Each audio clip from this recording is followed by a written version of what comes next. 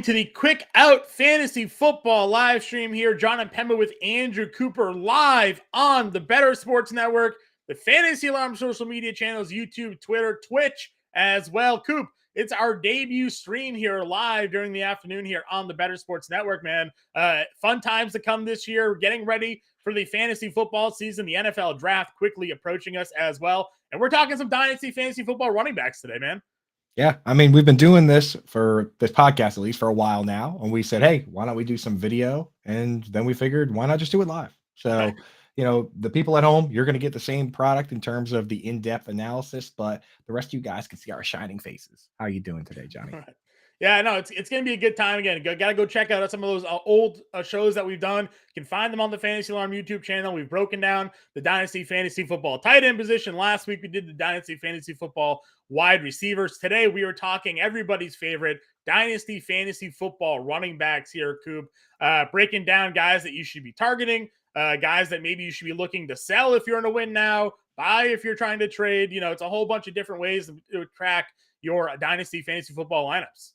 Yeah. And the best thing about this is it's not necessarily rankings. So don't take it that way. Right. We're setting it up into buckets so that you can look at your individual team, whether you're trying to win right now, whether you're competing for the future, and group them that way and decide what way to go. So for us, we didn't do linear rankings with tight ends. We said, hey, everyone should be trying to grab guys like Mark Andrews or TJ Hawkinson that are age apex and are great now. If you're trying to win now, competing to win, maybe you go after Darren Waller. If you're tanking or rebuilding, maybe you sell Darren Waller. Maybe you go after Trey McBride or somebody that doesn't have upside right away. That's what we're going to help you with. And today's running backs, John, so might as well get right into it. Yeah, why not? Let's say when we talk about the running back position, we often talk about how short the shelf life is when it comes to the impact that these players can make, but we also know how important they are to Dynasty fantasy football rosters.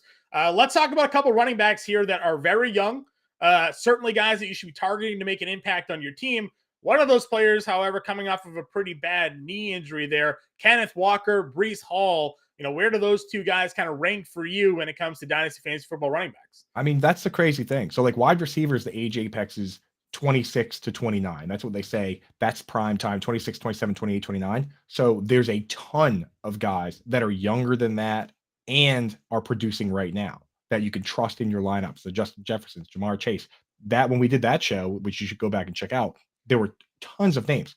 Right now, for guys that are under the age apex for running back, which of course is younger, it's 24 to 26. That's where we get the most upside seasons. Kevin Tompkins wrote an article on it last year that had a nice little chart and everything in there. You should go check that out. But that's when you get the prime seasons. There's not really right now very many guys that are younger than 24, and also guys I'm willing to start in my lineup right now. Like you kind of alluded to, Kenneth Walker is a guy who's pretty much locked in, and I honestly don't even care if they bring on a Kareem Hunt as a pass catching back. Maybe the one guy they could add that would have me scared would be Jahmyr Gibbs, because he would just clearly be the pass down back. But even then, this guy looked good enough that he should be a top 24 running back if he's getting the early down work, John. I mean, what are your thoughts on Walker? No, listen, he was very exciting last year once he kind of took over that full-time role following the Rashard Penny injury. And then even in spots where you weren't sure if it was a great matchup for him, he got banged up a little bit. They were not hesitant to give him the football. So if people are expecting that Seahawks offense to actually be as productive as they were last year, again, they paid Geno Smith all that money in this offseason. They still have Lockett and Metcalf to move the ball downfield.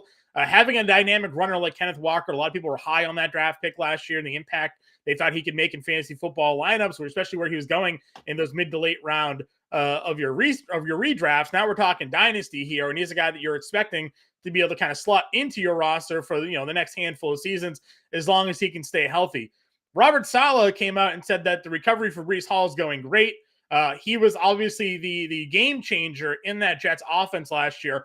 Once he got injured, you saw a whole shift really in how the Jets were able to compete and score points in that offense. And if anything, it really exposed Zach Wilson and his deficiencies to the point where now they're looking to bring in maybe Aaron Rodgers. If Breece Hall is healthy and ready to go to start the year, slotting him in as an RB1 behind an improved offense, potentially all systems go here.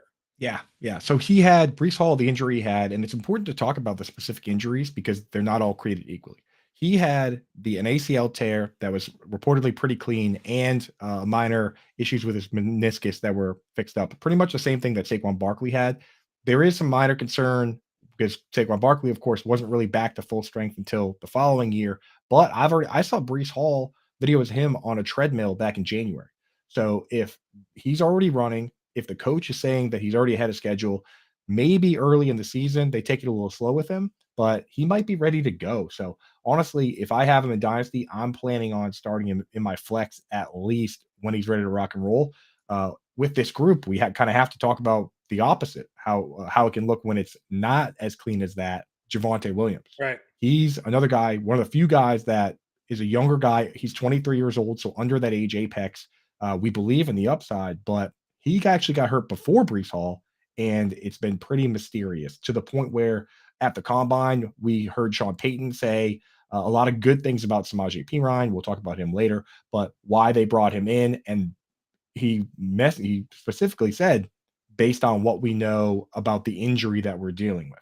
So it's good to hear him talk about Javonte Williams kind of in the light of, okay, this is our starter and Yep. we're dealing with this injury, but at the same time, the fact that we haven't seen the progression, we haven't heard the good things, I would plan to start with your season without Javonte Williams in your starting lineup. Yeah. So when we look at these guys under 24, John, Kenneth Walker is in my lineup. Brees Hall probably in my lineup. Javonte, I'm planning to go without. How many other guys under 24 years old can you actually sit here and say, I'm going to put them in my lineup? There's maybe a handful of guys we can look at. Yeah, I mean, listen, there's obviously, Damian Pierce last year had that breakout season for Mhm. Houston. They do that. They go and sign Devin Singletary.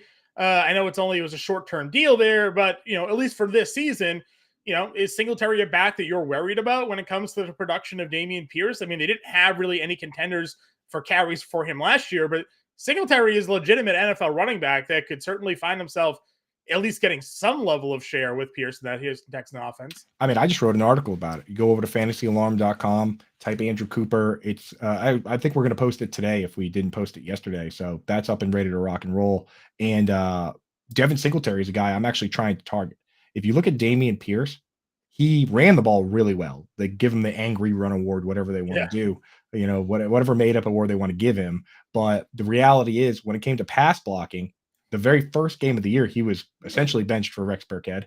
And throughout the rest of the season, he graded out pretty poorly. He was actually, per Pro Football Focus, outside the top 120 running backs, John. There's 32 teams. So if you're 120, that's a pretty rough spot. Right. Meanwhile, Devin Singletary was safely within the top 30 or so. He was top 5 in routes run. If you take all the guys in true pass set grading, he was top, he was within the top 3 or 4 guys. And the new offensive coordinator over there, believe it or not, John, actually worked for Pro Football Focus for 3 years. Yeah. So he's everything I'm saying about Pro Football Focus and the statistics and the grades. Bobby Slowick worked for Pro Football Focus. So if I'm aware of this situation, Bobby's aware, right, Right. John? For sure. So I'm a little scared for Damian Pierce. I think he'll and again, this team is dead last in over under win totals with Vegas. It's dead last in Super Bowl odds. So they're probably going to have to throw. Makes me honestly maybe a little more. I wouldn't be surprised if Devin Singletary outscores Damian Pierce in PPR formats this year. Yeah, Not especially since surprised you at saw all. Singletary, like you said, catch football a little bit. Yeah. Dynasty fantasy players last year maybe thought they had a diamond in the rough with Tyler Algier. He rushes for 1,000 yards as a rookie. But listen, Coop, if you go over look at on DraftKings Sportsbook right now, some of those NFL draft special bets that you can make. Right now, the Atlanta Falcons are the odds favorite to draft Bijan Robinson at plus 500. Does that scare you a little bit on Tyler Algier here? If Vegas isn't generally wrong on these things, right? And if all of a sudden you see the Atlanta Falcons sitting at plus 500, Dallas Cowboys are plus 550, the Chargers are plus 600. You just see the Atlanta Falcons trade for Jeff Okudah yesterday. So they're, fixing up their defense and free agents in the offseason. We know Arthur Smith runs the football. There wasn't a huge draft capital investment in Tyler Algier. He came on strong at the end of the year, but, Bijan Robinson sitting there as the draft favorite for the Atlanta Falcons right now in DraftKings Sportsbook has to have you worried. Yeah, it definitely has me terrified. And we talked to Dio Ledbetter earlier this year. We know a little bit about that side, John. I know you have your ear to the streets. You have your little birdies that you can't tell everybody about, but you've been hearing maybe some rumblings that Bijan is an interest there. And now that he's the odds-on favorite, it's pretty scary. That Bijan hammer is going to come down somewhere, and Yeah. pretty much, and everything we know about the guy means he's going to be an every down back. He's going to go in the first round probably. The Dolphins don't have a first round pick, but like teams like that, he would immediately vaporize everyone there. Tyler Algier, like he would immediately be the backup because he's Right. not better in any of the phases. That's the problem. He was If you sharing time with Huntley for a little bit last year, even right, even with everything that was going on. So he never fully had the job until the final handful of weeks. It seemed like, and then he just went wild. But the fact that now we're looking at Vegas odds here. This isn't just us, speculating. Vegas odds have Bijan Robinson going to the Atlanta right. Falcons in terms of current best betting odds at plus 500. So could that change? Certainly, a team could trade up. Maybe the Falcons do go and address that defense in a different direction because they like Algier, but Vegas at least sitting right now, sitting there at plus Yeah. 500. And we have to think about it in terms of this is honestly, it's the easiest cheat code in the book. Go pull up the depth chart for a team, right? And if they don't have five backs that are ready to go for this year and potentially for the future, then they don't have enough running backs. There Right. are teams sitting there with three, right? And when I look at this depth chart, you've got Caleb Huntley, who's a late round pick. He's probably not a huge factor. Cordell Patterson is 31. Right. Avery Williams, honestly, he's listed with the running backs, but he was a cornerback that they had returning kicks and just kind of said, well, you're never going to play cornerback, so now you're a running back. But is that really a running back, John? You know what I mean? On Right. depth chart wise, it's like the Patriots saying Matthew Slater's a wide receiver. Is he really? When you're talking about how many wide receivers Right. they're going to carry into I the think he season, had one target, right, or something like that's what that. I mean. Yeah, like is it he's a wide receiver, but like if I'm counting wide receivers to see who they're going to cut and who they're not, I don't count that guy, and I don't really count Avery Williams to be honest with you. So I think it's a very real possibility. As far as guys under 24 that I could even consider starting, there's probably two more names. There's Isaiah Pacheco, 23 years old, led the Chiefs with 170 carries this past year.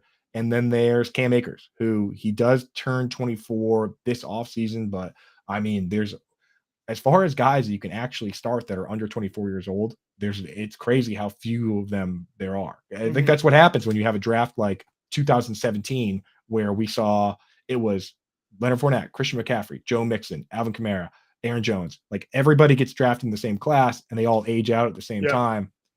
Most of the starting guys are older right now. So could be a new wave coming in with this draft. But right now, there's not a lot of youth you can rely on. Would you start Isaiah Pacheco, or say week one? Would you be comfortable with Isaiah Pacheco or Cam Akers in any lineup? Really? Yeah, I mean, I think both look great at the end of the year. If Matthew Stafford's back healthy, we know that, Akers at least the lead running back in that offense. They're going to probably lean on the running tack a little bit more. So I don't mind Akers there. Pacheco's obviously the wild card. He was obviously a very late round draft pick. And then we saw Jerick McKinnon get leaned on heavily down the stretch there for the Chiefs. As we know with the Chiefs, they kind of a little bit frustrating because anybody could be their guy, right? We go into Right. the season, Pacheco, and then for the first half of the season, it wasn't Pacheco. CEH got hurt, fell out of the rotation. Then all of a sudden it was McKinnon and Pacheco again. So, you can have him on your roster. I don't know if I'm relying him as a plug and play right now, unless we get definitive, like, this is our guy. There's nobody else, Right. because that could change at any moment with Patrick Mahomes as your quarterback. Right. With Cam Akers, like whoever the starting running back is for the Chiefs, if they commit to him, I'm in. That's just the way it goes in this league, especially if he's a guy that can that runs as hard as he runs, because I could see him getting that goal line work. Mm-hmm. With Cam Akers, it's kind of interesting because you know going through, you don't realize how young he was when he first came out. He's a very young prospect. Obviously had the Achilles, but Yeah. he finished last year, John, like you say. This is just the rushing. 23 for 118, 19 for 123, 21 for 104, sprinkling a couple catches in there too. So, I mean, this guy finished pretty strong, man. Finished pretty strong. If they don't do anything at the running back position, you could have a guy that's at least flex worthy. So, a couple guys to keep on your radar in that age range. Besides that, we'll talk about some other younger guys we're stashing later. But I there's nobody in that age group that I can realistically picture myself starting week 1. Let's discuss maybe some household names here. One Yeah. name popping up today due to the news that Saquon Barkley not going to sign his franchise tender here. If you're a dynasty fantasy manager of Saquon Barkley and now the uncertainty surrounding his contract, are you looking to sell? Are you looking to hold? If you're a win now and you don't know if he's going to play, if he's going to hold out, what are your take now on Saquon? I'm holding, man. Everything that Saquon says and has said this entire time tells me he cares about his legacy. I know this is about money, which is part of the game, but he to me is a guy that's going to play for as long as possible. From the start, he's been talking about how much legacy means to him, and I know he wants to be a giant long time if they can work it out. But wherever he goes, wherever he plays, unless he goes full Le'Veon Bell this year, which I pray he doesn't, Right. then he's going to play and he's going to be great. I think that it doesn't really matter where he is. He's just a stud. So that's kind of this group. He's towards the end of this group. So this whole group we're looking at here is age apex players, 24 to 26 years old. Saquon is 26. He won't turn 26 until next December. He won't turn 27 until next December. So he gets pretty much the full season at age 26. So I still consider him within that group. I'm ready to rock and roll. But if he's gone, I mean, if they truly don't think he's the guy, then you go, well, you want to have Matt Breida stashed, and it'll be interesting to see what they do in the draft. Well, that's right. That's another team, right? If they don't think they can come to terms with Saquon or the money or whatever like that, then they could be a team looking in the draft to sort of replace him. For sure. Another guy that's 26 years old, but not the wear and tear that some of these other running backs has. That's Tony Pollard. They let go of Ezekiel Elliott in Dallas. They gave Pollard the franchise tag here. At least for this year, it's his show in Dallas. Where does he kind of rank for you? Because he is a little bit older when you come to this age apex range. Yeah, I mean, I'm fully on board with Tony Pollard this year. I hadn't been before just because Zeke was still able to get the 1 yard when he needed it. He was a goal line guy. Last year he scored a touchdown like 10 straight games. It was something ridiculous like that. But now that he's gone, I mean, Pollard's looked explosive. I imagine he's bulking up a little bit to take on that full role. If they add somebody else, he's still a guy that you can almost certainly start just because he's familiar. He's going to have a bigger role no matter what, and he was startable last year. So of all these years of being out on Tony Pollard, it feels nice to be in, right? Yeah, I listen, especially the fact that he catches the football too. So he's kind of a 3-down explosive back. It'll be interesting to see where he goes in redraft this year. How high up people are willing to attack him there, Coop. I've been looking. So all we really have for some best ball draft action. Yeah, some best ball draft action. I've usually used Underdog myself. If you want to check it out, get in there, get some early ADP action, and put some money down and potentially win. Use promo code ALARM. They'll match up to $100 in bonus credits. 100% of whatever you match. You put $20, they'll give you 20. You put 100, they'll give you 100. So I just do a few of those this time of year. And honestly, for me, it's more not even about winning. Obviously, it's fun to win, but just getting a chance to go in there and draft a bit and figure out where these guys are going is it's worth it. And Tony Pollard is going RB11, John. There you go. How are you feeling about that? That's RB1 territory, man. Yeah, I would take him. I would take him there, just knowing the involvement, knowing that offense. Last year's can't miss running back burned everybody. Jonathan Taylor goes down, gets hurt. As we always say, we're not injury forecasters here. Anybody who says otherwise doesn't really know what they're talking about. Jonathan Taylor goes down. Healthy now, going to go back into the season. Maybe Gardner Minshew is a starting quarterback in Indy this year. Where does he now rank for you? Obviously, we're talking dynasty, so long-term prospects for Jonathan Taylor. At least this wasn't sort of devastating injury that he suffered here. Right, and he's still 24, and he's a young 24. So he just turned 24 in the winter. So, yeah, I'm fully on board. I was surprised. I was looking it up. I was like, I wonder if Quentin Nelson's getting kind of old. No, he's 27 years old as well, which is, I mean, when you look at like the all pro teams each year, a lot of these guys are like 30, 32, 33, 34. Andrew Whitworth was making the all pro team at 38 years old. So Wyman, they're a little more dependable for a little longer. The age apex is like we talked about, very different for all these different players. So as long as you have Jonathan Taylor running behind Quentin Nelson, there's not much more in this world that I need. So for me, in terms of redraft, like Christian McCaffrey is one. And then in half PPR, Jonathan Taylor is in that discussion. And you have to talk about Austin Eckler. Depending where Bijan Robinson lands, he's going to be in that conversation. But Yep. I mean, he's still the guy. He's still arguably the best dynasty asset, arguably Yep. number one. I mean, unless there's a lot of people putting Bijan at one right now, John. Are you in that? Like, are you considering that?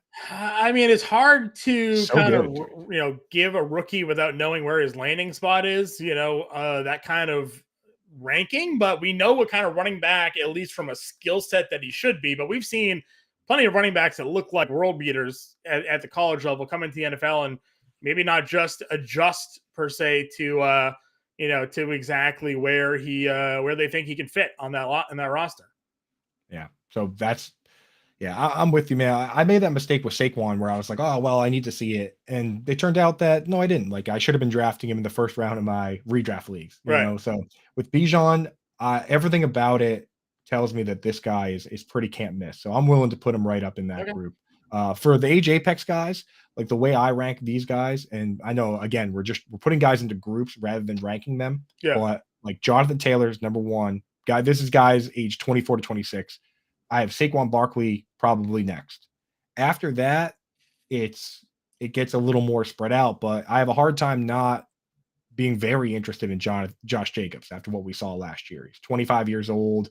They gave him the full role. Yeah. Would you have him next out of this group, or is there anyone else in that discussion that you would be like, okay, Yeah, listen, it's hard not to look again at the offense the Raiders are trying to run, right. and see what direction they're looking to go. They have Jimmy Garoppolo as their quarterback, which is not a guy that's looking to spread wide and throw downfield. It's another kind of game managing quarterback. I actually felt Derek Carr was more suited to throw the ball downfield than Jimmy G is. So Right. you would think they'd be looking to line up and sign and run the ball with Jacobs. I think it's funny that they didn't pick up his option and then they had to pay him more this year on the 1 year. So that was kind of funny to me. They kind of had to have him prove it to himself. He proved it. Had a big year. I don't mind Jacobs again. I loved him where he was going last year. I was taking him because he kept falling in drafts, but difficult now to kind of see him moving up. So I don't mind him for dynasty leagues, but his long-term future probably isn't with Las Vegas. So it's where does he go next? Where does he fit in that offense? What offense, and how do they utilize him? That's the question for dynasty. Yeah, and if you're going to pay a guy like that, then you got to imagine that you're going to utilize him like that. So Yeah. I doubt you pay Josh Jacobs next year to have him be in a split backfield. And we see get in the game, Tommy in the chat, big Raiders fan, throwing up the Raiders signs. Kev Tompkins, thanks for joining us in the chat. He says Bijan only behind Jefferson and Chase in dynasty. I don't think that's crazy. I don't think that's crazy. I don't think it's overly crazy there either. So you guys listening out there that listen to the podcast form, we're now doing these live on Wednesdays at 1:00 Eastern time. So come join us in the chat if you have questions or whatever. We're still going to run through and give you the full info that we usually do, but we'll pepper in some questions at the end. We'll answer any questions too. So come 100%. Join us, hang out. It's going to be a good time, John. Cool. Let me rattle off a few more names here and let me get your take here. Ramondre Stevenson seemingly took over the running back situation. Damian Harris no longer in New England. Big breakout year for him. We saw J.K. Dobbins. Took him a little bit to get going with that knee injury, but now he is looking healthy. Should be part of an offense. You've talked a lot about the new offensive coordinator coming in. They want to move that ball downfield. Maybe less running, but maybe more scoring potentially where Dobbins can find himself some value. Miles Sanders now has a new home. Then Najee Harris, again, last year wasn't able to really replicate those rookie numbers. Big volume monster, but is the production going to follow? Right. Yeah. So, I mean, with this group of guys, the ones I worry about Ramondre Stevenson because we've seen Bill O'Brien with this offense, 2007 to 2011, run kind of a split backfield. Last year, Ty Montgomery came out and ran 25 routes out of the backfield, got 4 targets, and then he got hurt in the first game. So we don't even know what they kind of planned. He's Ramondre's already 25, and now I'm hearing that the Patriots like Bijan. I know that the Falcons picked before Bijan, so if they want him, they got him. They've also had 2 meetings with Kendre Miller, and Jahmyr Gibbs has been floated around. And as we know, Jahmyr Gibbs played with Bill O'Brien at Alabama. And not to mention, wouldn't it be the most Belichick thing ever to have Bill O'Brien there and they pass on Jahmyr Gibbs and later maybe sneak Roschon Johnson onto the team because they know they had a guy that was intimate with what he does. Like there's a lot of ways that the Patriots could go back to their split backfield that scares me. Whereas I look at like Travis Etienne, I think he's pretty safe here. He Yeah. just needs to work on his pass blocking, but I put him closer to Josh Jacobs in I that would love group. to see him utilizing the passing game more. They told us Yeah, he was supposed to be this pass catching running back last year to the point where they're lining up as slot, I and know. then they almost never threw him the football. Isn't that the biggest? That's the biggest myth and lie in all of fantasy football. Like Kareem Hunt's going to play slot, Yeah, Tony Pollard's going to play slot, and then the reality is that running backs aren't usually better than wide receivers at right, playing slot. Like if you're Christian McCaffrey, then yes, you would be a great slot wide receiver. But if you're Christian McCaffrey, you're going to be the running back. right. So that's the biggest fallacy. But Travis Etienne, I think it's just a matter of he struggled with the pass protection scheme, and he's going to figure it out. He's going to be fine. So I'm not worried about Etienne. I like him a lot. I'd put him up with Jacobs. I'd put him up with Tony Pollard and those guys. And I also personally, John, and I know you know this, so I'm not going to go too deep into it. I really like Miles Sanders. I always Yeah. have. He's a 5 yard per carry You and I player. both never Yeah, made any we've sense. and we were right last year. I mean, he was really good last year. He Yeah, scored like 11 touchdowns, despite his quarterback being second in the entire league in carries inside the 5 yard line. Only Jamal Williams had more carries inside the 5 yard line than Jalen Hurts. He had 20, and he scored 9 touchdowns inside the 5, 11 inside the 10. Just imagine if the running back got some of those, John. right. I mean, easy RB1. And not to mention, the mobile quarterbacks don't throw it to the running back often. So the Eagles had the lowest RB target percentage, and that includes Kenneth Gainwell of any team in the league. Jalen Yeah, Hurts is just going to keep it himself because he's Jalen Hurts, right? So he's right. not going to dump it down. They paid him a lot of money, highest paid free agent to go to the Panthers. I think this is a great move for Miles Sanders. I will trade yards per carry and rushing yards in general all day long for more targets and potentially more touchdowns. I mean, Austin Eckler, Alvin Kamara, between them, they've never had 1,000 yard rushing season. I Yeah, do not care. Give me the targets. So yeah. Miles Sanders, I'm fully in on. Plus, So those guys scored a lot of touchdowns too to kind of help. The one knock on Sanders during his time with Philly was that they didn't think he could catch the football. Right, that was one of the reasons they weren't really throwing it to him as much. But definitely now in a situation in Carolina where they're going to be looking to just, we saw them how they ran last year with Donta Foreman. The fact that like Adam Thielen and DJ Chark are their 1 and 2 wide receivers, it feels like a run heavy spot. Certainly for Sanders there. Any other thoughts on that grouping, or is it more so of a conversation of what do we do now with the Detroit Lions running back situation? So before we get, I mean that is the next question with this group. So just to recap, this is age apex 24 to 26 years old. We're going to get to I see a couple guys in the chat mention guys like Dalvin Cook. We're definitely going to hit on those guys, but they're a little bit older group. These guys are 24 to 26 guys we can, and they're guys we think we can start right now. Right. So honestly, Taylor, Barkley, Etienne, Jacobs, Sanders, Harris, Tony Pollard, Ramondre Stevenson, J.K. Dobbins. I'm comfortably starting those guys. There's just a couple fringe guys that I'm not sure if I could start them or not that are in this age group. Right. One being Rachaad White, John, and then the other is we got to talk about the Lions backfield. Both those guys are 24, 25 years old. But before we get to that, Rachaad White, John, again, week 1, normal 12-team league, 2 running backs and a flex. Are you comfortable with Rachaad? If you're trying to win now, comfortable with Rachaad White in the lineup, or would you rather have him be like your next man up? No, I don't know why you wouldn't be. I mean, there's no real competition for him. The offense is obviously going to take a step backwards without Tom Brady, but their quarterback is Baker Mayfield. You just rattled off what Cam Akers did with Baker Mayfield as his quarterback there at the end of last year for the Rams. I don't see a reason why they wouldn't set up and look to run the ball and utilize Rachaad White both in the running and the passing game there if it's Baker truly as their quarterback. So, to me, just the fact that there is no real competition for him in those carries and his role in that offense, I'm fully fine with that. Yeah, I'm with you. So I honestly, if I were going to start J.K. Dobbins, why not start Rachaad White? So I'm with you. I'll put him in that group, and then the last guys that probably might fit in here, maybe both fit in here. David Montgomery and DeAndre Swift. Feels pretty clear to me. David Montgomery is going to be the starter, given the money they paid him. He'll be the goal line back. The fact that DeAndre Swift can't stay healthy, Where again, this is where like I feel a little bit of a hypocrite, where I'm like, oh, we don't predict injuries. We don't predict injuries, and I love the talent of DeAndre Swift, but the facts are every single season DeAndre Swift gets hurt. If he doesn't get hurt, you just hit a home run. But when he gets even the smallest of ding, the Lions just don't use them. They just make he himself is like, unless I'm 100%, like I don't ever really run that well. So a little bit of the man problem there too. It's like Will Fuller. You keep going back to the Will Fuller. Yeah, The one season he finally stayed healthy, he gets popped for steroids. So it's like, right. what are we doing with DeAndre? But to your point, they don't bring in a running back like David Montgomery without the intention probably of featuring Montgomery a little bit more.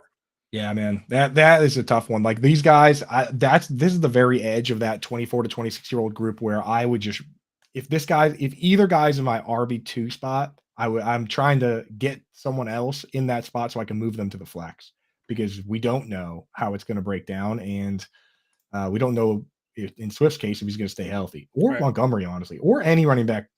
Truthfully, you really should load up on running backs. Well, But I yeah, think that's what we've learned. We got the zero RB guru Kev Tompkins in the chat right now. Like that guy lives on, grabbing your handcuff and then waiting for your starter to go down, and then he's golden. So yeah. So yeah, let's move on to the guys that are 27 or older. So the age apex, as Kevin Tompkins broke down for us in his article last year, is 24 to 26 for running backs. In this group, I took anybody that turns 27 before the season starts and put them in there. So I know people want to say, oh, well, Christian McCaffrey isn't 27. Well, he's 26.9 years old because his birthday's coming up in like a month or two. So he's 27. Let's be honest. So let this group again, though, just because the age apex is in that group doesn't mean that we can't have RB1 seasons from guys that are older. I mean, Derrick Henry himself has proven that multiple times. Cordarrelle Patterson at 30 years old was an RB1. It's a frame of reference, but it's not the end all be all. So a guy like Christian McCaffrey, John, obviously we're starting him. What are you willing to trade for him? That's the real question.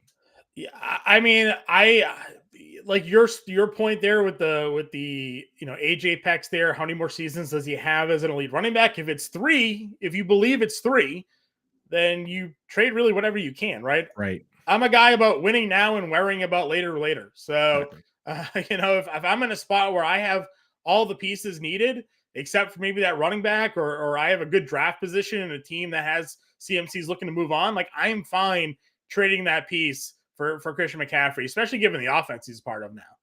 Right. And I, for anybody out there, like the easiest way to look at trades especially when it comes to draft picks, is ask yourself, if this guy was available in my rookie draft, where would I pick him? Where would I pick Christian McCaffrey? 1. You know what I mean? Like I would consider Bijan 101 and McCaffrey 102. But if you have a high-end first-round pick or any first-round pick that you can trade and get this guy, then just get him, right? Like you would pick him if you were there. Yeah, listen, my theory all the time, and we talk a lot about this in our Discord, which again, if you're not yet a member of the Fantasy Alarm family, we got promo codes all over the place right now. You can get in pretty cheap, $20 a month for the first 6 months if you use promo code MLB50 right now. If you want the annual package pro, once a year package, 20% off, code NFL Draft right now and get access to that Discord. A lot of people are always talking like, I have these keepers, I have this draft pick in Dynasty. If I'm ready to win now, like I will win today and count my money and worry about next year. You know why? Right. Everybody's always so enamored with the future. I got to get younger. I got to get the next young stud. It's like, well, why not win 2 years in a row, build up a bankroll, and then, sit on your cash while you're waiting for everybody else to kind of hope those rookies pan out for them. So yeah, get me a Christian McCaffrey, get me an Austin Eckler, a Nick Chubb, guys that are these, that 27 years old where you say starts the age apex. They're going to be RB1s, assuming health moving forward, and what you get. Why sell for Bijan Robinson and hope he becomes Jonathan Taylor when you could get Jonathan Taylor, right? Like that's always been my philosophy. Take the product versus the product you don't know. I always go back to Trent Richardson, right? Everybody thought Trent Richardson was going to be this absolute monster coming out of college. Couldn't read offensive line if his life depended on it, didn't know where to go. So instead of trading all your dynasty assets because Trent Richardson's there, could have traded for a running back that was actually already good and could help your fantasy team win. Exactly, man. Like if you play for later, you can only win later. If you win now, you can still win later. Right. I like my bank account, my bankroll growing now, and instead of hoping it grows later. Right. So put your name on the trophy. Always been my philosophy. Put your name on the trophy and the money in your pocket now. And the other thing that I love to do is if I do win now, I'm pushing all my chips and trying to go back to back, because if you go back to back, now you can talk trash forever. Right. The most recent someone can also go back to back is 2 years later, right? So you're just like you're the king for a minimum 2 years, and that's assuming that nobody can actually go back to back. You could just be the king forever, where the best trash talk ever is, "Okay, you won, but did you go back to back?" Right. Right? Like, I Yep. went back to back. Like, even if it's 10 even if 10 years from now, you can still be like, "Yeah, remember I went back to back when I, traded for Christian McCaffrey?" So, Yep. yeah, go for it. We Win had a now, man. question on the Minnesota backfield a little bit earlier here. Dalvin Yes. Cook, 27 years old. What are our thoughts here? I think it's Baxi 518 over on YouTube. Wants to know about our thoughts on Alexander Madison. Do we truck Dalvin Cook? Dalvin Cook. Do we have any updates on that legal situation that he was dealing with? With everything that was happening there with him. Yeah, so I've been keeping an eye on that. Drew Davenport gives us any updates on that. I think at this point, like it's been settled, Okay. probably out of court because I never heard anything about the situation and any updates on what the problem is there. So Mm-hmm. I think he's good from that standpoint. Joe Mixon has his own legal things going on. So does Alvin Kamara. Three That's five why. starters on Joe Mixon. They're menacing. So Yes, yeah. that's So not great. yeah, so I mean, why don't we talk about those three guys now? Because I'm gonna separate them from this group of guys. Like Christian Okay. McCaffrey, obviously, is in another. Even though they're all kind of the same age, Dalvin's 27 now. Mixon's going to turn 27 before the season, just like CMC. Kamara's already 27. You can't group them together because these guys have issues. Dalvin, there's been rumors that he's going to get traded or even possibly released. I think that's mostly contract related. If they couldn't keep Adam Thielen, then anybody in that situation that they think they have guys behind the Yeah. starter, then you got to look that way. To me, though, Dalvin is a guy who, with this information and what I'm seeing from trade charts and rankings, that I can maybe get Dalvin for a second round pick. I'm going out and trying to get him Yeah. because I don't think this is the kind of guy that just retires right now. I think that he still has enough in the tank for 1 or 2 more good years. And when you look at the odds for drafting running backs in the second round of a rookie draft, we're talking about the odds of them ever having a top 24 or 12 season is like 30% or less, Right. right? And I think if I had to bet on Dalvin Cook having at least one more top 24 season, I would bet that he has at least one more top 12 season in him. Right. So I'm going out and grabbing Dalvin Cook. Of this group, I'm a little more worried about Mixon and Kamara because their legal issues are a little more I mean, palpable. Kamara is certainly going to face some suspension, He's going right? to get Those suspended, videos are just too damning for him right? there. Though, you know what? The NFL and their policy for punishment is so obscure, so inconsistent. Who really knows Exactly. what he could end up facing there? But same thing with Mixon, certainly risky. Alvin Kamara, they bring in Jamal Williams. They still have the thorn in our side, Taysom Hill, with New Orleans, so who knows what's going to happen with that. Yeah. So for me, I'm taking like Dalvin Cook is probably where I draw the line. Like because we're kind of looking at it from a win now standpoint. We talked about the younger guys. Now we're talking about some of the older guys.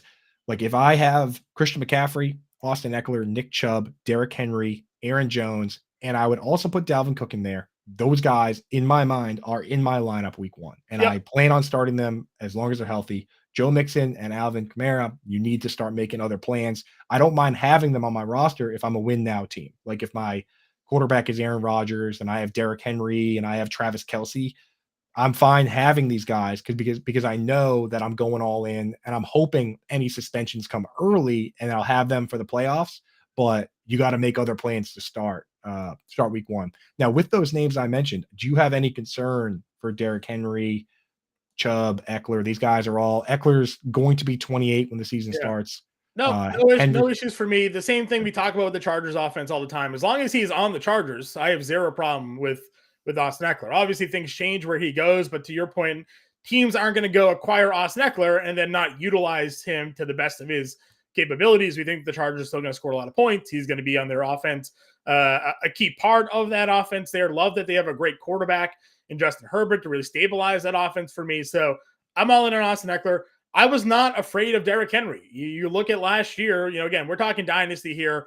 We play a lot of redraft, a lot of best ball. This podcast that we did last year, we asked this question: are you worried about Derrick Henry? The workload, the foot injury, and all these things. And I was like, no, he's just an animal. I'm going to wait until they prove to me that he can't be good before I predict him not being good. You were getting Derrick Henry in the second half of those first round last year, and he was as good as he was before, right? So I'm fine in a win now mode. If you get Derrick Henry, go get him. If he's available to a team looking to sell him, go get him. They haven't proven me a reason. They don't have a backup running back behind him to prove me a reason that they're going to go elsewhere. So no, he's the guy until he says otherwise. Right. And it's exactly what we said with Keenan Allen, where the GM comes out and he says, Keenan Allen is our Charlie Joyner. He's going to be with the team forever. Charlie Joyner played till he was 39, so maybe not that long, but like when the team starts telling me, like when we start hearing that they're trying to draft somebody else or they're looking to move on from him, that's when I'll start worrying. As Yeah. long as they're not worried, I'm not worried. Once Right? once they get like Tony Pollard that starts cutting into your workload, but until then, they don't have anybody behind Derrick Henry to make it seem like they're going to be taking away any of his carries.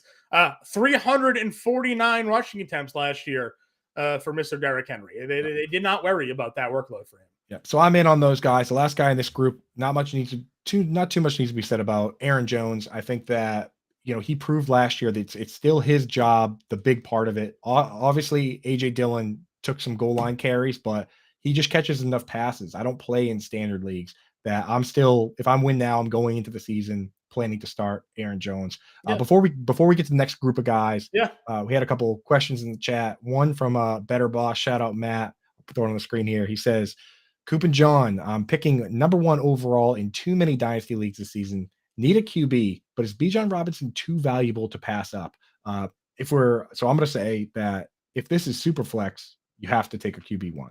Mm-hmm. Like you can't take Bijan at 1. If it's super flex, I mean, I don't know. Maybe if you're loaded at quarterback, then maybe you could take Bijan. I don't know, John. If you have, let's say it's a super flex league and you have Mahomes and Justin Herbert and Mac Jones. Can you take Bijan? Would you do it? I mean, listen, you just listed 2 of the top 5 quarterbacks in football. If you have 2 of the top 5 quarterbacks in football and you're drafting 1 overall in your dynasty league, I shudder to think what the rest of your team looks like. Right. So yes, take the running back. I don't know. I think you got to go Bijan. I'm not, again, rookie quarterbacks to me, they're too volatile, right? Sure, we've seen guys come into the league and have success, but you take Bijan, full tilt fantasy football. I agree with you. You take Bijan, and then if you need to make a move, you make a move from there. But you don't pass up the 101, right? And that's a guy you build your team around. You don't build your team around hoping that one of these rookie quarterbacks comes into the league that's on a bad football team and they become fantasy relevant all of a sudden. Right. Yeah, that's very true, man. Yeah, shout out Full Tilt. I was on the show with them last night talking tight ends, the rookie tight ends and everything. Dude, love those guys. Thomas Tipple and Jacob Sanderson. So go check that show out over on their channel after you're done with this one here, dude. That was a blast talking with those fellas. But now, John, okay, so here's what we did so far, guys. We're breaking these guys down into buckets. For anyone that just joined us, we hit up the very young guys, which is Kenneth Walker, Breece Hall, that you could start. And then, of course, Javonte Williams, Damian Pierce, that group goes in there. We looked at the age apex guys that are starters in your dynasty league and 24 to 26 years old. So Jonathan Taylor, Travis Etienne, that crew. We just hit the old guys. Now let's get into the age apex guys, 24 to 26 years old. Guys, John, for this group, I would say guys that are like handcuff plus type players, but also guys that have standalone value or that we've started at some point. So just think of like guys that you have actually started in real life fantasy leagues. So for instance, Devin Singletary would fall right into this group for me, where, he's not technically the starter. I talked about him earlier on the show that I love his pass catching ability. I love that Damian Pierce was not a good pass blocker, which gives him a path to relevancy. He's 25 years old, so he's in the age apex. That's the perfect example for me. Anybody else come to mind that a guy that you would, push comes to shove, would throw in your flex on a bye week or for an injury? I'm still a believer in AJ Dillon. I don't think you're using a 2nd round pick like they did a few years ago. A guy that kind of size and that, proven running ability when they given him the opportunity. Still had 7 rushing touchdowns last year, even though he was the clear backup. But 7 rushing touchdowns, 770 yards, 186 carries. To me, firmly a flex play. I think you can put him in your lineup. And we know that there is real upside if he's able to take control of that backfield, whether through injury or he just outperforms at some point and fits that offensive mold once maybe Jordan Love becomes quarterback there in Green Bay. I'm for sure interested, especially, I mean, more in best ball and standard. They had so few running back carries inside the 5-yard line, but he had most of them, right? So like, I just think that offense changes once Aaron Rodgers isn't there anymore. Yeah. There's, So there's something to be said for that. There's something right. to be said for that. Yeah, So they're not. I don't think they're going to drop back and throw, and we lean on that the way their offense had in years past because Jordan Love doesn't know anything, right? I think they're going to be a little bit more conservative with their play calling. They're going to lean on the two running backs, and try to open it up that way. They don't, you're hopeful that maybe Christian Walker, steps up a little bit here, but to me, it's the running back here once they move on from Aaron Rodgers. right. And honestly, more than ever, we see it in baseball all the time, John. Obviously, is the selling at the trade deadline, but we're kind of seeing it in the NFL a little bit more than ever, where Zach Ertz getting moved mid-season on a team when the Eagles, didn't necessarily think they could compete that season. They said, "Hey, you know what? Let's move this guy for something while we can." What if this team comes out and flounders a bit with Jordan Love, and they say, "Hey, we got a 20-year-old running back here and the clock is ticking," and another Mhm. team that's competing now loses their running back? I don't think that's crazy. And if something like that were to happen, now it's wheels up sooner Right. than you would think. Other guys from this list I would consider, one is James Cook. And this one to me is a shame because I like this player a lot. I like his pass catching. He carved up our Patriots, John. We're both Patriots fans, and we did not know how to stop him. He would just run like he would just run right up the middle of the field and just stop right where our Yeah. linebackers were and was eating us alive, man. But the problem is they have Damian Harris now, who is a power back, Yep. probably the goal line back, and of course the dreaded mobile QB, who Andrew Erickson's done the full write up on how they don't mathematically shown how they don't really target the running backs. We know anecdotally they don't. So that's kind of scary to me. James Cook, though, I think he's at least on the fringe of guys you would consider to start, John. Where are you at with him? If it was James Cook and Damian Harris with Kirk Cousins, I feel like I would love James Cook. But Yeah, because he plays with Josh I'm Allen, less worried about Damian Harris just because of the deal that he signed, right? They didn't go and give Damian Harris his big contract and clearly paying him to be a lead guy. So to me, it feels like Damian Harris is more so to be the backup in that offense. And I think they're looking for the more explosive player and James Cook to take over here.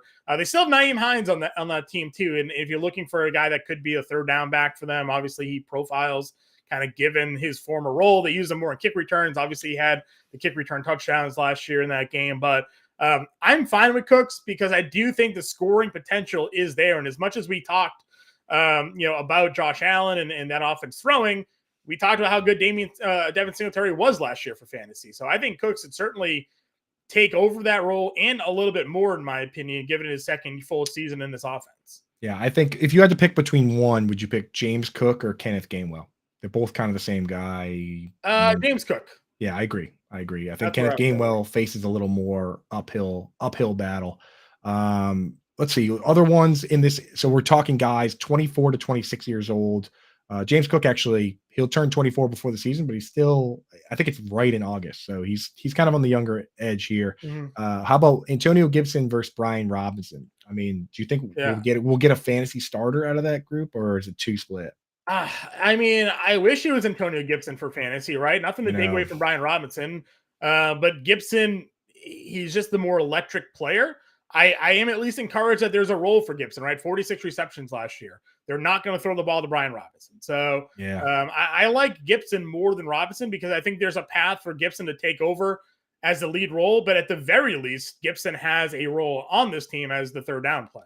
Right. Yeah. No, so that's the thing we know from again, the beautiful thing about fantasy football is that you don't have to do everything yourself. We can stand on the shoulders of others that have done the research, right? It's a beautiful thing to be able to say, oh, I want to look up mobile quarterbacks and running backs. Oh, well, Andrew Erickson did that work. With targets versus carries, Scott Barrett did that work already. And he kind of mathematically proved that even in standard, a target is worth 1.36 times as much as a carry, even in standard and in full PPR.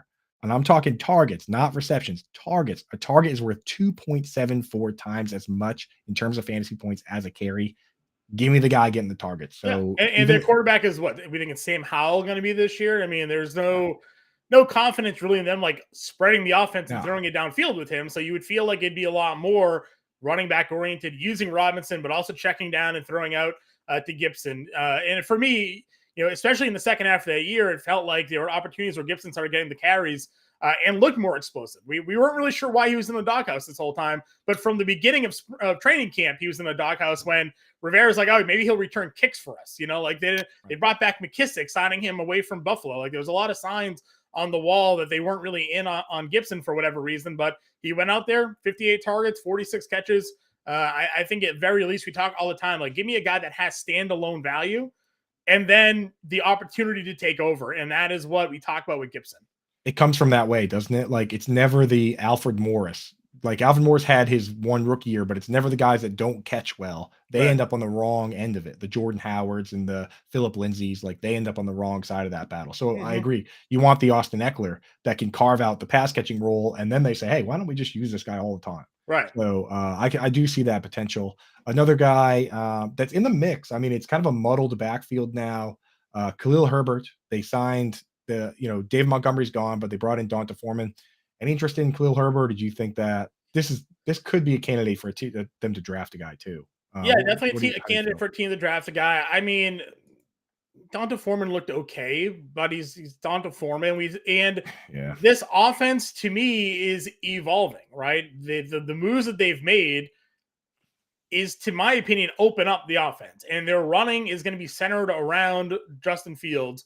You talked about them bringing in the offensive coordinator last year, and when he was the offensive coordinator, what was it, Ole Miss or something like that? No, it was Mississippi State. Mississippi State, like their starting quarterback when he was the OC there was running like thousands of yards. You see Justin Fields come in, breakout year running the football, and then they go and trade for DJ Moore. They bring in Chase Claypool, still have Darnell Mooney. Like there's a lot of reasons why you think this offense maybe mirrors more what we saw out of Philadelphia. Now, I don't think any of those wide receivers are as good as Devonta Smith, never mind A.J. Brown, but mobile quarterback, opening the offense up a little bit more, get the pass catchers, hopefully improve their offensive line to give that guy any shot of being productive back there. And then you have a running back that can complement that offense in Herbert or Foreman, but rushing touchdowns probably go more to Fields, and those guys are more chain movers. Yeah, exactly. I mean, like I could easily see it where Fields is Hurts. I'm not saying that he is. Anyone they are looking to clip that. I'm not saying that he is. I'm saying he could be that guy in the offense and run and have that role, which is a touchdown vulture and a guy that runs it a lot himself, which would make Miles Sanders would be Donta Foreman, which is just a bunch of empty carries and only 20 receptions.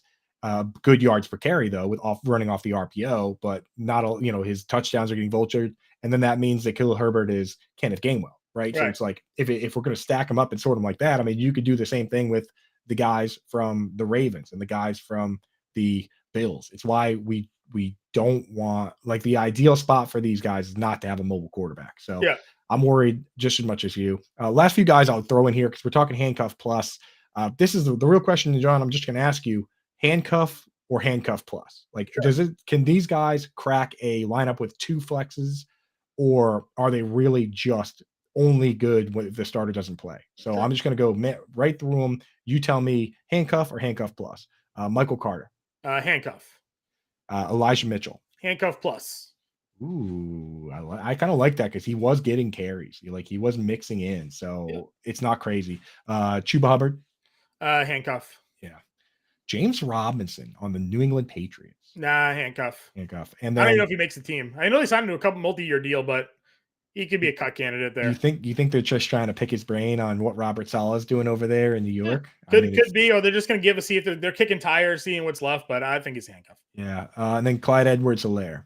I'm still going to go handcuff plus there. I think so too on that one. I think I have him at the end of this list, but I think I would move him. Like Chuba Hubbard has gotten so many opportunities. And the thing is, he's not even 24 yet. But I mean, he's just had too many. Miles Sanders is just a better back. So he is. And they paid him a lot of money. Like they made him the highest paid free agent running back, and they gave him a 4-year deal. And there's 13 million guaranteed, which to me says minimum of 3 years, like guaranteed he plays 2 years at $13 million for that team. But I would say minimum 3 years before they say, okay, enough is enough. So I think Miles Sanders is locked in, and more reasons to like him. So that's kind of the whole Age Apex crew. Let's look at you sent a tweet out earlier today, Coop, about some running backs still available, maybe about to bust up someone's Dynasty RB2. Those names included Zeke Elliott, Leonard Fournette. Thoughts on where maybe they land, and what your thoughts are in terms of dynasty value for those guys. I think honestly, I think the Chargers looked at the game they had last year where they couldn't close it out versus the Jaguars with just they couldn't run the ball at the end of the game to win the game. If they don't draft a guy, I could see them bringing in Fournette or Zeke to mix in with Austin Eckler, and I would Sure. hate that for fantasy, but it makes all the sense in the world for real life football. So I think one of Zeke or Fournette could end up over there. It's gonna be tough to trust these guys from these older guys. So these guys are all over 27. John, I know we're kind of running out of time here. Who are some guys from this list that you would actually put right in your lineup right now? I mean, James Conner's 28. Jamal Williams is 28 with the Yeah. Alvin Kamara suspension. Rashad I mean, Penny's Jamal Williams is 27. interesting just for the red zone touches that Yeah, he could possibly have. Again, Taysom Hill being there is a little nerve I wracking, know. What but the hell? definitely could fit there. I'd love to, Kareem Hunt, I think could be interesting to wherever that he ends up landing for sure. I got a landing spot for Hunt that Yeah. Seattle. If they don't draft a pass catching back, they just lost DJ Dallas, they lost Travis Homer, they lost Rashad Penny. Like they got He's too talented, and he doesn't have the wear and tear on him because of Nick Chubb, where he's been the last couple of years. Like, I'm surprised he's still out there. And then Gus Edwards. Like, Gus Edwards is a very productive running back in an offense that utilizes the running game. Maybe this change in offensive coordinator and offensive style will update what they want to do. You don't pay Odell Beckham $18 million without looking to spread the offense, but Gus Edwards is a guy that does at least find himself generally involved in this offense. There's only 6 guys that have 500 plus carries and 5 yards a carry in their career. It's Chubb, Jonathan Taylor, Miles Sanders, Aaron Jones, and Gus Edwards. Gus Edwards somehow, even at his size as a short yardage back, 5 yards a carry for his career. Insane, man. Insane. Yeah. One other name I want to mention from this group is Samaje Perine. He's a guy I'm targeting on win now teams. Javonte Williams might not play. Somebody in the chat mentioned it earlier that when we were talking about Javonte Williams. We don't know if he's going to play even at all, but we know that the Joker back role in Sean Payton's offense. He mentioned it in an interview in 2017. He said Christian McCaffrey would be a great Joker back in my offense. Yeah. It's what Darren Sproles and Reggie Bush did. Well, he didn't take Christian McCaffrey, but he did take Alvin Kamara, and that turned out pretty good. So Samaje Perine with Joe Lombardi and him calling plays, kind of love it. Before we wrap here, John, any deep stashes, younger guys, name any names interest you? Patriots have a couple guys. Yeah, I want to know what your thoughts were on the Miami running back situation. Mostert, Wilson, anybody for you there? I want them to draft Jahmyr Gibbs or Kendre Miller or Charbonnet or one of the top guys. But if they don't go in with anybody else, give me Raheem Mostert. He had like 1,100 yards from scrimmage, right? Explosive. And in Dynasty, you start guys, and then if they get hurt, you start somebody else. It's not the end of the world in Dynasty of all formats. So I got to go for deep stashes, though. Our guy, Chris Evans, we identified him 2 years ago. Now Samaje Perine's gone, and maybe Joe Mixon being suspended. So Chris Evans is a third down back and maybe third down back plus in that Cincinnati offense, maybe has some fantasy value. I'll wrap us last couple guys, and then we could throw a promo code or two out there. I like either of the Vikings guys, and I'm not talking about Alexander Madison. I'm talking behind them, Ty Chandler or Kene Nwangwu, especially Ty Chandler. Keep those names on your radar because if Dalvin Cook is gone, one of those guys is going to play. Yep. And they might not be the starter, but they're going to mix in. Ty Chandler looked very good. They seem to really like that guy. Yep, I agree with you there. All right, everybody, thank you for tuning in to this week's Quick Out Fantasy Football Podcast, breaking down Dynasty. Running back Scoop and I will be here every Wednesday, 1 o'clock live, breaking down all of your fantasy football needs. If you're not yet part of the family, again, fantasyline.com/all-pro, promo code MLB50 gets you 50% off the first 6 months. That takes you right through the first month of the NFL season for just $19.98. No reason not to join the family today. Good luck, everybody. Have some fun. Good luck with your fantasy football drafts. We'll talk to you all later.